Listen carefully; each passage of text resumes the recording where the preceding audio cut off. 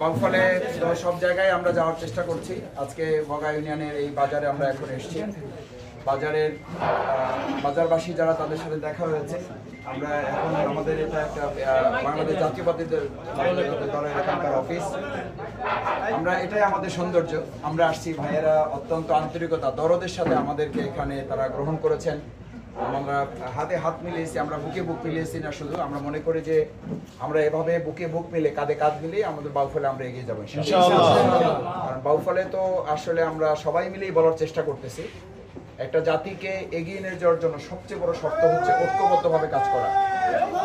আমাদের সবচেয়ে বড় কাজ হচ্ছে ঐক্যবদ্ধভাবে কাজ করা। একটা জাতি যখন ঐক্য নির্মাণ করে, দেখেন মালয়েশিয়ার মতো একটা দেশ, এরকম আমাদের অনেক পৃথিবীতে দেশ আছে, বাংলাদেশের চেয়ে পরে স্বাধীন হয়েছে, সেই দেশগুলো কিন্তু আমাদের চেয়ে অনেক বেশি তারা আধুনিক হয়েছে, ডেভেলপ করছে, অগ্রগতি হয়েছে। তাদের অগ্রগতির মূল মন্ত্র ছিল দেশের প্রশ্নে আমরা সবাই এক হব। এরপরে ভিন্ন মত থাকবে, আদর্শ থাকবে, চিন্তা থাকবে, পরিকল্পনা থাকবে, থাকতে পারে। এটা আমার এক ধরনের চিন্তা, ভাইদের এক ধরনের চিন্তা। এটা তো আমাদের একটা পরিবারে 10 জন সদস্য থাকলে সেখানেও ভিন্ন চিন্তা থাকে না? থাকে।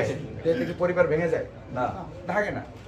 বড় পরিবারগুলো আমরা ভিন্ন চিন্তা নিয়ে একটা জায়গায় আমরা একমত হই যে আমাদের এক থেকে আমাদের পরিবারটা চালিয়ে নিতে হবে। আমি খুবই দৃঢ়ভাবে বিশ্বাস করি, আলহামদুলিল্লাহ, আমাদের গোটা বাংলাদেশে 2024-এর জুলাই আগস্টের গণ অভ্যুত্থানেও কিন্তু আমাদের বিজয়টা এভাবেই হয়েছে। আমরা ওখানে নেমেছি কিন্তু কোনো পরিচয় দিয়ে না, আমরা সবাই মিলে বলেছি যে আমরা ফেসিবাদের পতন চাই। আমরা এখনো সবাই এক থাকবো যে ফেসিবাদ যেন বাংলাদেশে আর মাথা উঁচু করে দাঁড়াতে না পারে। তাহলে আমরা সবাই ইনশাআল্লাহ বাউফলকে এগিয়ে নিয়ে যেতে পারবো।